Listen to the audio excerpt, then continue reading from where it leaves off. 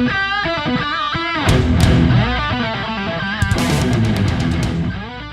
guys, I'm John Setzler. Welcome back to the Kamado Joe Cooking Channel. Today I want to take you through a little bit of a comparison between the new Kamado Joe Classic 3 and the existing Kamado Joe Classic 2 and show you what some of the differences are between these two units. So let's get started. One of the first differences we have here is the new cart. This is a galvanized steel powder coated cart.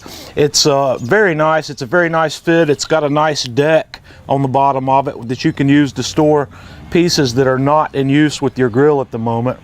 It has two locking casters, and one of the great things about these casters is these are 4-inch casters instead of the 3-inch casters that are on the standard cart. This thing rolls a lot more smoothly over any uneven surface that you might have to roll it over. It really makes a big difference in that size caster.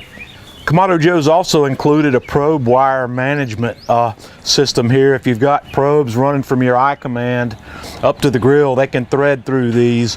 And this cart actually has two front sides. It has that on the opposite side also, where you could have either side of this cart facing front. Kamado Joe's also upgraded the side tables on the 3 line. These are now powder coated aluminum instead of the standard HDPE side shelves.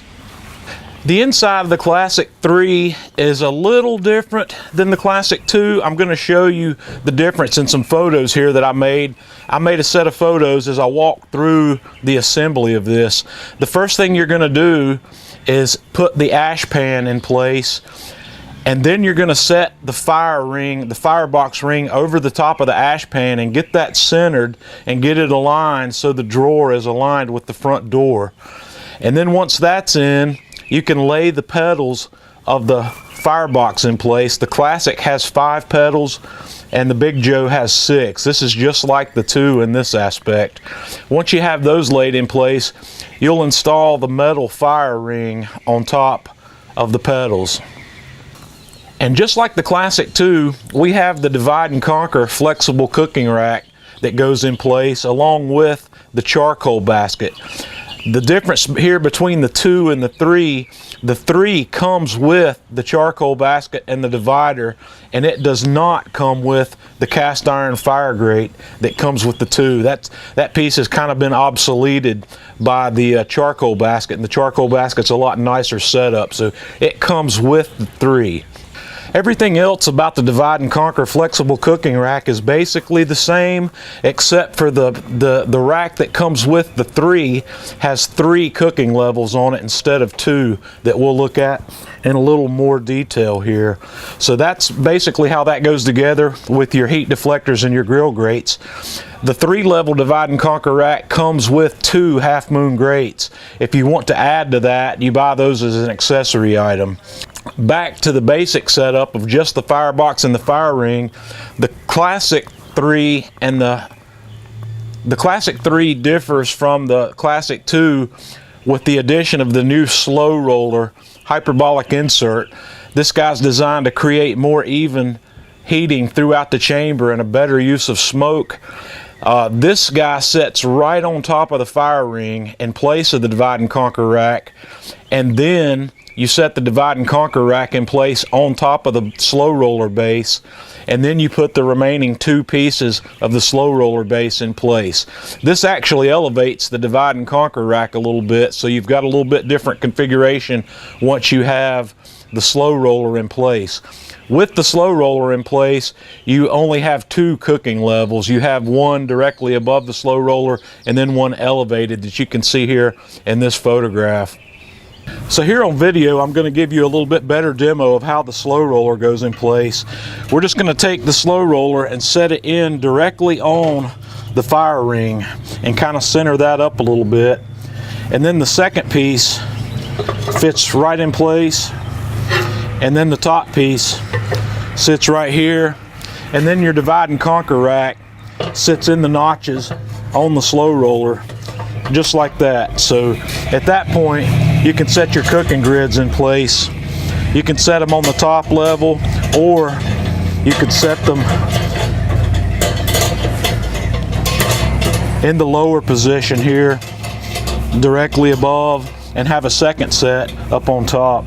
So as you can see here with the slow roller installed, the divide and conquer flexible cooking rack is elevated up above the standard grate level by 2 inches, where you can have these guys up here, have your food slightly higher in the dome, and have more clearance if you want it over the top of the slow roller.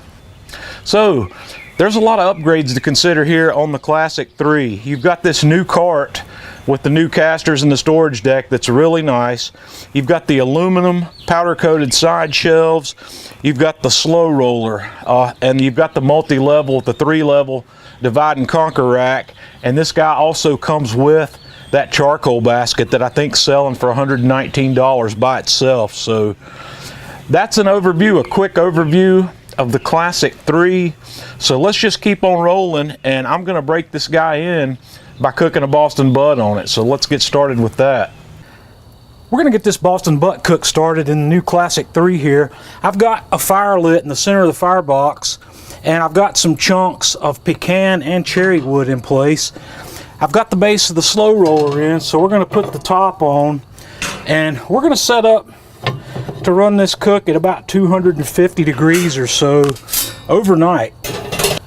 So I'm going to put both halves of the grill grates in here, and since I've got a 10-pound butt, I'm going to use the lower position, and we're going to set this Boston butt right here in the center of the rack once the grill heats up. And while our grill is coming up to temp, I'm going to get this Boston butt ready. I've already trimmed off all but about 1/4 of an inch of the fat cap, and today I'm going to use the Atlanta Grill Company's Man Cave Meals AP Mojo. We're going to put a layer of that on here first. I'm going to cover both sides with it, and once I have a small layer of that on here, we're going to finish it off with a nice liberal layer of the Atlanta Grill Company's Man Cave Meals Pork Mojo.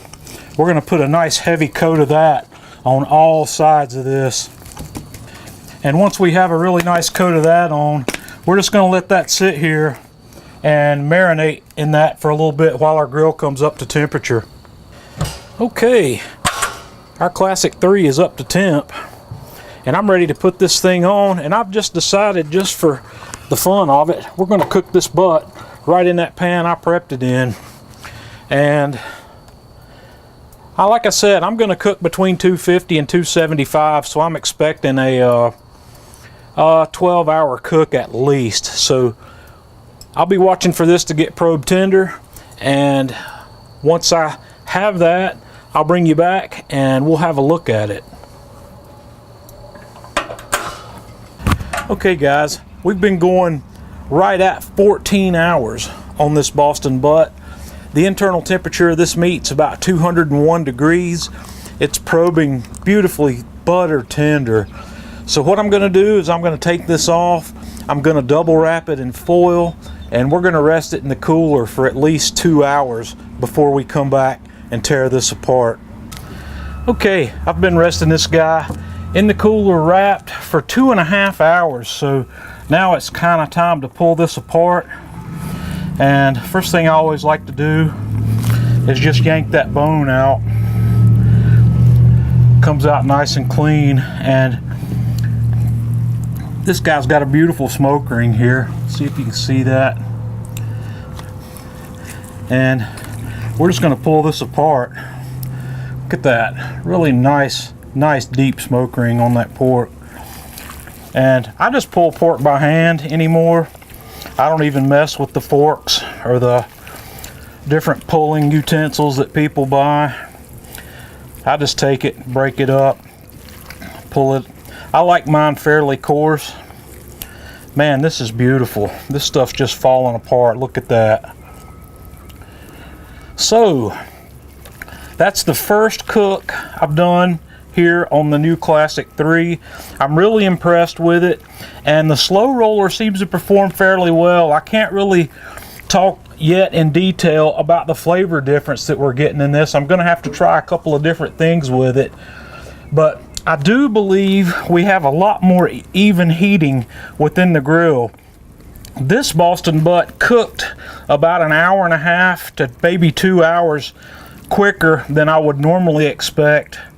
a butt this size to cook. I would normally expect 15 to 16 hours on a butt this size at 250-ish throughout the entire cook, and this one cooked in right at 14 hours. So that extra convection that's going on in there and the more even airflow may be making a really big difference. So we're just going to keep on going, keep on cooking with this thing, and we'll keep on talking about it as we go. So until next time, this is John Setzler with the Kamado Joe Cooking Channel.